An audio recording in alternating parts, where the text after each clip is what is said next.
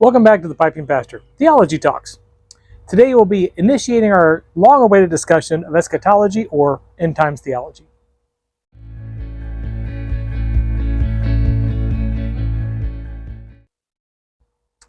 Well, as you can see, I am once again joining you from the theology back porch, as it were. Beautiful weather here in Maryland, finally. For those of you who may have been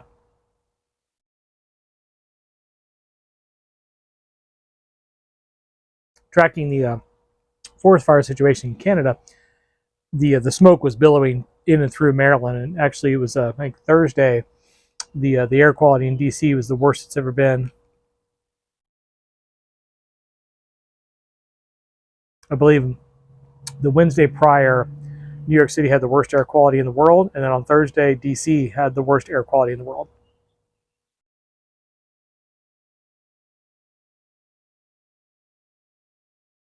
And we're further west of DC, but it was just hazy and nasty and smoky outside, and not the pleasant Latakia kind of smoke. It smelled of burnt rubber.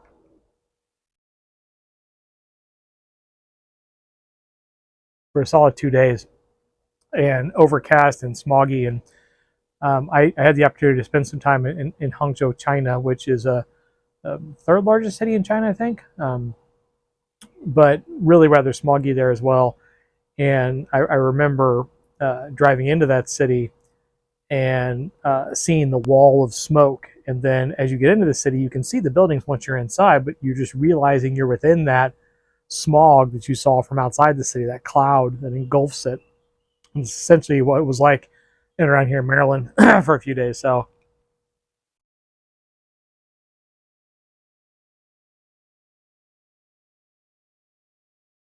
I am happy to be outside enjoying a pipe with some clear air today. And speaking of which, I thought since we're entering into such a weighty theological topic, it would be a good idea to break out the three nuns in a nod to Lewis. So I'm smoking my three nuns tobacco and my Curtis Mearsham Churchwarden.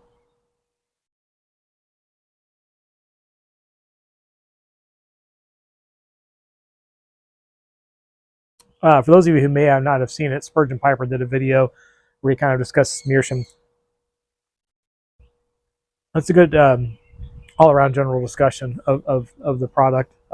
So if you have interest in that, by all means, check it out. And I discussed this pipe in particular in a previous video, in one of my earlier videos.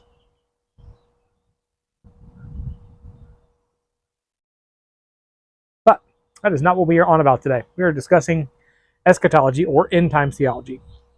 Now, eschatology, nearly all religio-philosophical traditions across the world have some kind of eschatology. That is to say, some view of how the world's going to end, or some view of how the world will run through its cycle of existence, in so much that I'm going to wait on the wind gust here a little bit. I know I find that distracting when it's really windy and someone's outside and the mic picks it up. Try to guard it with my hand. It has a wind buffer on there, as most mics do, and like most mics, that wind buffer does not work so well.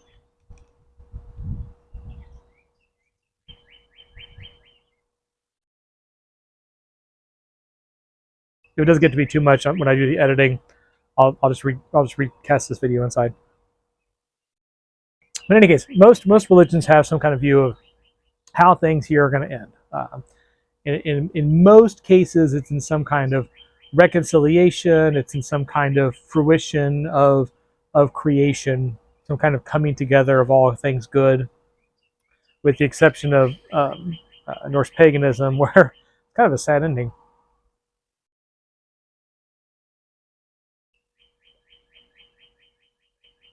Norse paganism, Fenrir the Grey Wolf covers the sky, and all the gods go to war with all the bad guys, and the bad guys win, essentially, and the world is cast into eternal, frozen night and darkness. So, but I am not Norse pagan, I am Christian, so that's what we're going to be talking about today.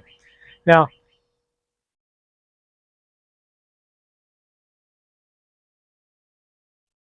When most people think about eschatology or the end times theology kind of a thing, trying to decide what's going to happen at the end of the world, they look to Revelation,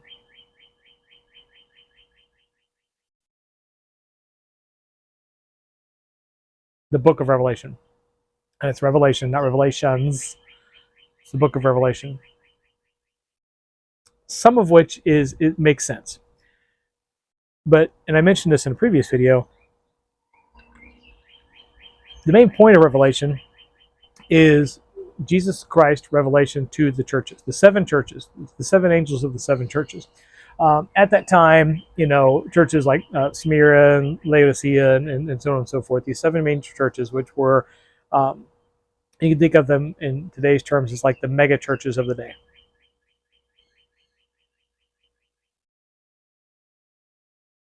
And there was a guardian angel of each church. So this revelation of Christ to John of Patmos, or John the Revelator, is writing these letters to these churches. And in all of these letters, in these individual letters, Jesus offers encouragement to all. And there are five churches that Jesus offers a warning to, a kind of a word of correction, we'll say.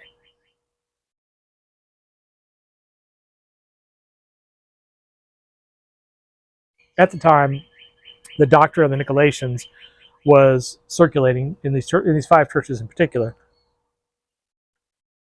And Christ was warning them that this doctrine of the Nicolaitans was heretical.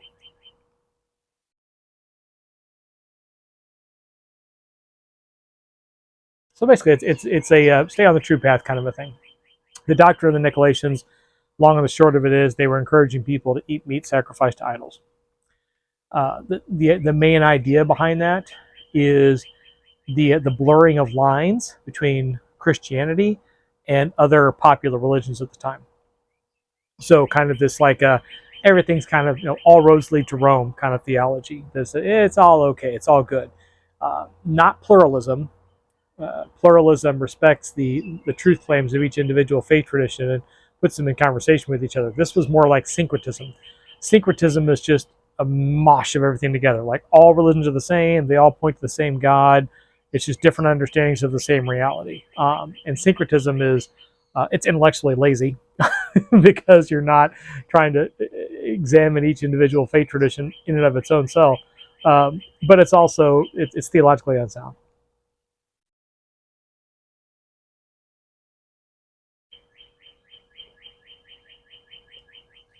Not to say anything against dual belonging. Dual belonging to something else. So you have pluralism, you have syncretism, which is, like I said, not a good thing. And then you have not a good thing academically, intellectually, theologically. I mean, if your personal philosophy is syncretism, then it's great for you. But then dual belonging is something else besides even those two things. I'll get that in a video eventually. After my video on aliens, I promised Redcoat's Return I'd do an aliens video and mention the TARDIS, so I'll get to that after Eschatology. But in any case, so that's the main thrust of the book of Revelation, is these seven letters from Christ to the churches.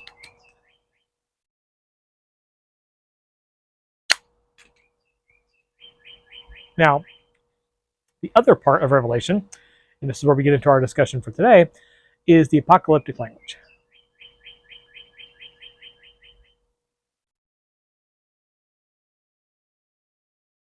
Now, people were concerned at that time as well about the end of the world.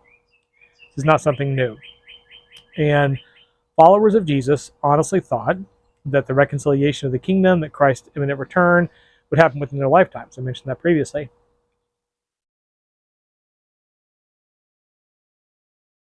And the book of Revelation was written about 90 AD, so about 50, 60 years after Christ's return and ascension up to heaven. So they were like, okay, we've been waiting 50 years for this now. All right, it's probably going to be coming. So what's happening? What's going to be the word? So you have within the book of Revelation this apocalyptic literature genre, which attempts to explain what the end times are going to look like, because people wanted to know.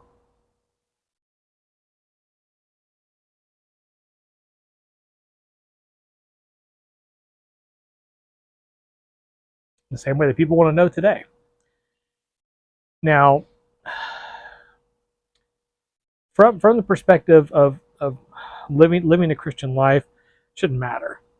It shouldn't make a difference. You shouldn't live your life differently because you know the world is going to end tomorrow.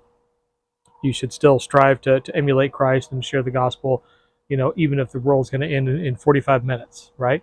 You should be living your life for Jesus as a follower of Christ. It shouldn't make a difference when the end of the world's going to happen. That being said, everyone still wants to know. So that's why we have this section of apocalyptic literature within the book of Revelation. It's the revelation of Christ. John writes it down, and people are interested.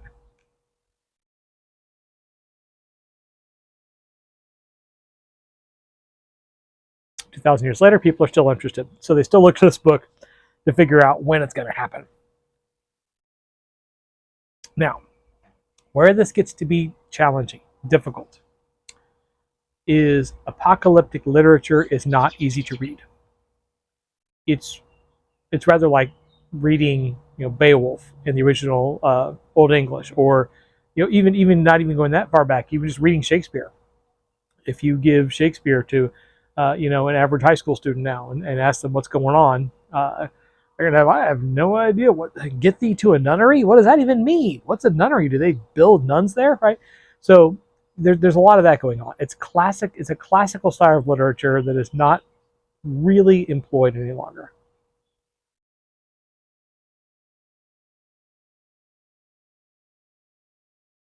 So that in and of itself is challenging.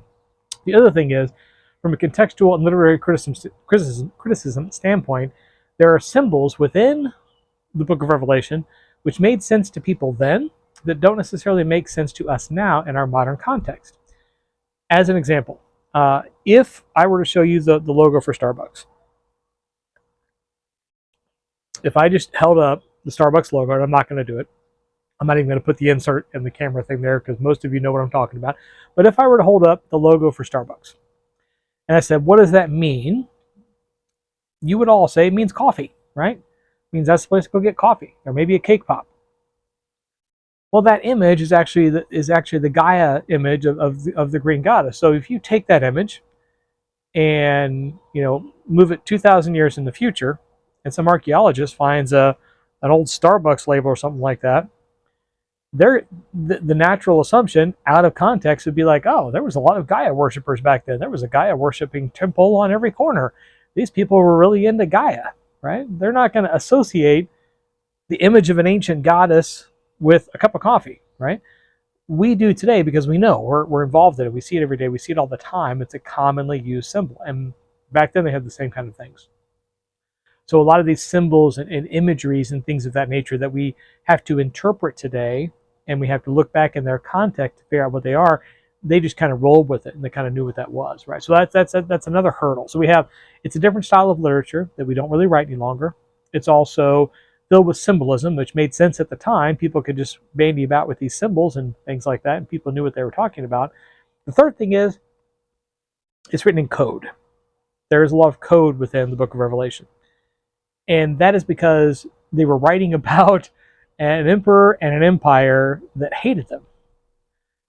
Let's say, in around 90, this is the reign of Domitian.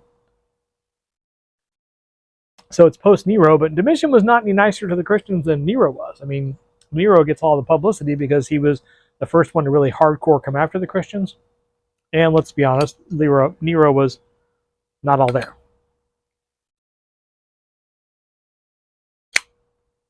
And he would get dressed up in costumes and disguises at night and sneak out of the temple and go stab people in the streets.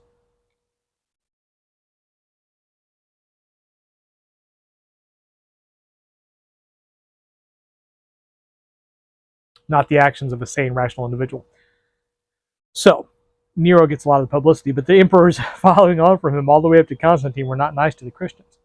And if you're writing letters about how your faith tradition, the God that you worship, is going to overthrow these reigning monarchs, these reigning emperors who have absolute power, then you may not necessarily want to put it on a billboard, right?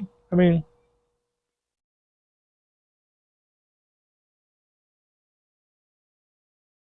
they had faith, they trusted in the Lord, but they're also, being wise as serpents and harmless as doves, right? So they weren't going to advertise the fact that, oh, hey, Emperor Domitian, you're getting ready to lose power because Christ is going to come back and take over. See you later, bye, right? So they would use coded language within this as well. So we have within eschatology, the study of eschatology, the interpretation of eschatology, the struggle of classic literature, the difficulty of contextual ancient symbolism, in addition to coded language. You put all that together, and it makes it really rather challenging to look at the book of Revelation and pick out a clear, delineated example of what the end times are supposed to be. Then you add on to that fact the eternal mysteries, which is when Christ said, no one knows the day or the time, right? So it's not as if within the book of Revelation there is some secret code that you can unlock that's going to give you a day and a time and an exact sequence of events leading right up to that, so you could time out the ending of the world and the return of Christ. Because Christ said in person, in the red letters, no one knows. So in reading the book of Revelation, what people have done is they've waded through all those three difficulties that I've mentioned to try to figure that out. And obviously they haven't yet, because they've been proclaiming this for years and years and years.